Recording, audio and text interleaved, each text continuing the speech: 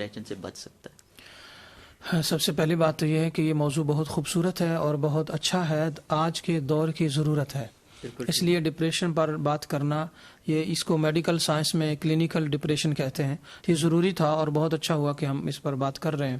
اور صوفیاء کی نظر میں، اسلام کی نظر میں ہمیں یہ دیکھنا ہوگا کہ ڈپریشن کیا ہے اور اس کا پھر حل کیا ہے۔ اگر آپ قرآن و حدیث کی روشنی میں دیکھیں تو انسان کا مایوس ہو جانا اور امید چھوڑ دینا، یہ ڈپریشن ہے۔ اور آپ خود کو تنہا سمجھیں تو یہ ڈپریشن ہے۔ اور اگلی بات یہ ہے کہ اس کی یہ علامات ڈاکٹر صاحب نے بتائیں تو وجوہات میں بتاتا ہوں۔ ہر انسان کی زندگی کی الگ الگ وجوہات ہیں۔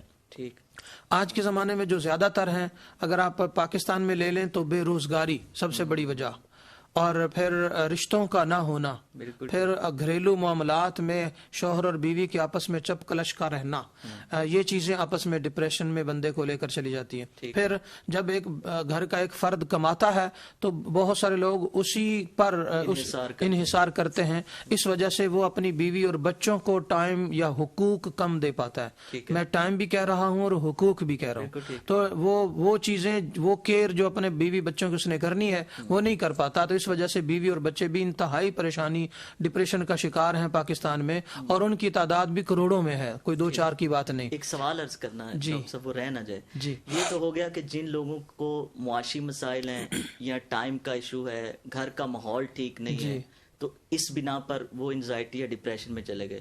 اب کچھ لوگ ایسے بھی ہوتے ہیں کہ سب کچھ ٹھیک ہے اور اس کے باوجود وہ انزائٹی ڈپریشن میں جا رہے ہیں، تو وہ پھر کون سی وجوہات ہو سکتی؟ جی، وہ بھی روحانی وجوہات ہو سکتی ہیں۔ جی، یہ انزائٹی نا ایک ایسی بیماری ہے روحانیت میں کہ یہ ایک اسپرچول بیماری کا یعنی رنگ دھارتی ہے۔ آپ یوں کہہ لیں کہ یہ ایک روحانی بیماری ہے اور اس کا حل بھی روحانی طور پر ہی ہوتا ہے۔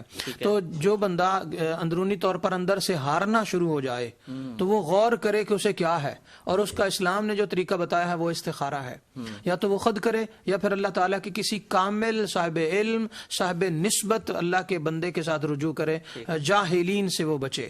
تو وہ سب کچھ ہونے کے باوجود بھی آپ کا پریشان رہنا نظر بد کی دلیل ہوتا ہے یا جادو کی دلیل ہوتا ہے، واضح طور پر بتا رہا ہوں، یا پھر آپ کے ایمان کی کمزوری کی دلیل ہوتا ہے، یا سجدوں میں کمی کی دلیل ہوتا ہے، یا قرآن نہ پڑھنے کی دلیل ہوتا ہے، یا اللہ تعالیٰ کے نبی علیہ السلام اپنی حیات مبارکہ میں کس طرح زندگی گزارتے تھے، تو سیرت سے ہٹ کر نیکیوں کی کمی اور گناہوں کی کثرت ہو تو تب بھی انسان ہر وقت اندر سے پریشان رہتا ہے۔ تو یہ ساری وہ وجوہات ہیں جن پر ہمیں ہر صورت قابو پانا چاہیے تاکہ ہم ہمیشہ خوش رہیں۔ بالکل ٹھیک ہے جس سے یہ جہانگیر شاہ سعیدی صاحب، خوف کا ڈپریشن میں